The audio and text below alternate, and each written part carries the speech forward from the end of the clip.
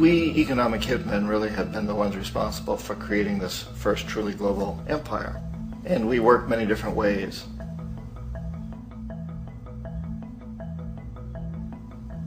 But perhaps the most common is that we will identify a country that has resources our corporations covet, like oil, and then arrange a huge loan to that country from the World Bank or one of its sister organizations. But the money never actually goes to the country. Instead, it goes to our big corporations to build infrastructure projects in that country, power plants, industrial parks, ports, things that benefit a few rich people in that country, in addition to our corporations, but really don't help the majority of the people at all. However, those people, the whole country is left holding a huge debt. It's such a big debt they can't repay it, and that's part of the plan, that they can't repay it. And so at some point, we economic hitmen go back to them and say, listen, you owe us a lot of money, can't pay your debt, so sell your oil real cheap to our oil companies.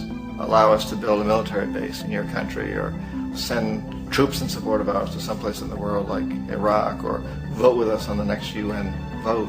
To have their electric utility company privatized and their water and sewage system privatized and sold to U.S. corporations or other multinational corporations. So there was that whole mushrooming thing, and it's so typical of the way the IMF and the World Bank work, that you put a country in debt, and it's such a big debt it can't pay it, and then you offer to refinance that debt and pay even more interest.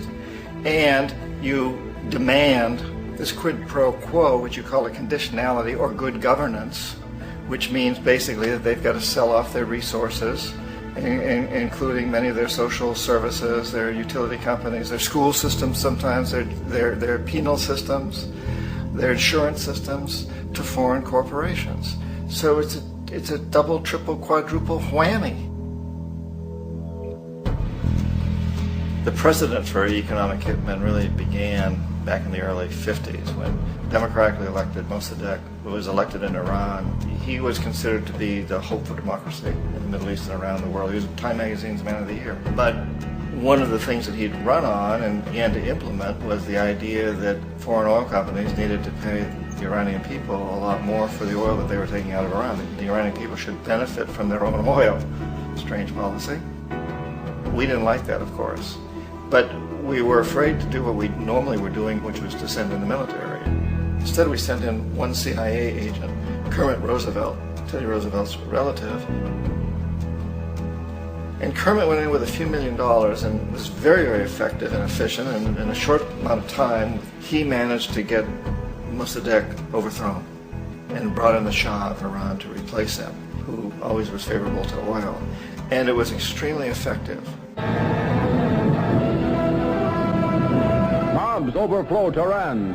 Army officers shout that Mossadegh has surrendered and his regime as virtual dictator of Iran is ended. Pictures of the Shah are paraded through the streets as sentiment reverses. The Shah is welcomed home.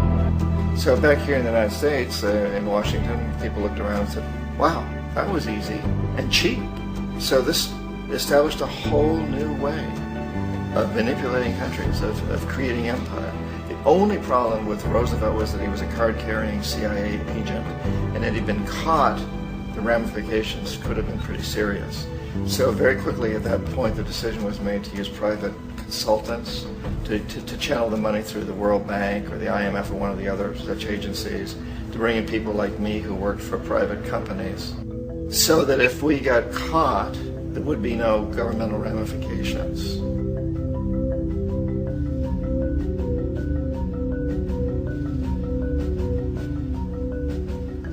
When Arbenz became president of Guatemala, the country was very much under the thumbs of United Fruit Company, the big international corporations. And Arbenz ran on this ticket that said, you know, we want to get the land back to the people.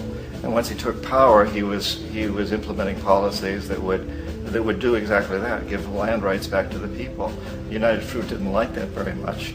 And so they hired a public relations firm, launched a huge campaign in the United States to convince the United States people, the citizens of the United States, and the press of the United States, and the Congress of the United States, that Arbenz was a Soviet puppet, and that if we allowed him to stay in power, the Soviets would have a foothold in this hemisphere. And that, at that point in time, was a huge fear on everybody's mind, the Red Terror, the Communist Terror. And so, to make a long story short, Out of this public relations campaign came a commitment on the part of the CIA and the military to take this man out. And in fact, we did. We sent in planes, we sent in soldiers, we sent in jackals, we sent everything in to take him out, and did take him out. And as soon as he was removed from office, the new guy that took over after him basically reinstated everything to the big international corporations, including United Fruit.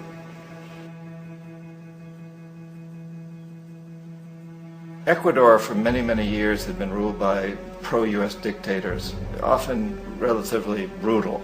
Then it was decided that they were going to have a truly democratic election. Jaime Roldos ran for office, and his main goal, he said, as president would be to make sure that Ecuador's resources were used to help the people.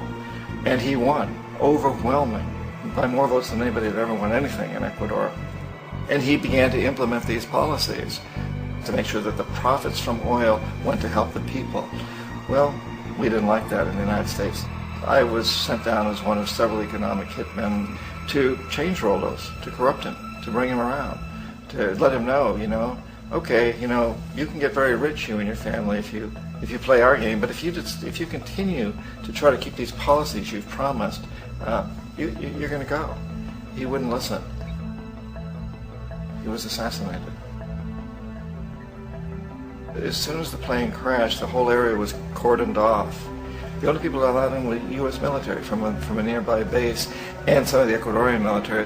When an investigation was launched, two of the key witnesses died in car accidents before they had a chance to testify. A lot of very, very strange things that went on around the assassination of Jaime Roldos.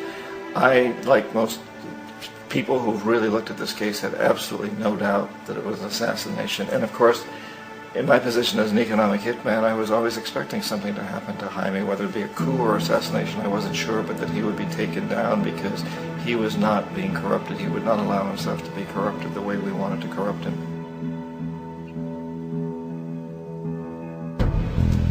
Omar Torrijos, president of Panama, was, one of my favorite people. I really, really liked him. He was very charismatic. He was a guy who really wanted to help his country. And when I tried to bribe him or corrupt him, he said, look, John, he called me Juanito. He said, look, Juanito, I don't need the money. What I really need is for my country to be treated fairly. I need for the United States to repay the debts that you owe my people for all the destruction you've done here. I need to be in a position where I can help other Latin American countries win their independence and be free of this terrible presence from the north that you people are exploiting us so badly. I need to have the Panama Canal back in the hands of the Panamanian people. That's what I want. And so, leave me alone. Don't try to bribe me. It was 1981, and in May, Jaime Roldos was assassinated. And Omar was very aware of this. Torrijos got his family together and he said, I'm probably next, but it's okay because I've done what I came here to do. I've renegotiated the canal. The canal will now be in our hands. He just finished negotiating the treaty with Jimmy Carter. In June of that same year, just a couple of months later, he also went down in an airplane crash, which there's no question was executed by CIA-sponsored jackals. Tremendous amount of evidence that one of Torrijos' security guards handed him at the last moment as he was getting on the plane a tape recorder, a small tape recorder that contained a bomb.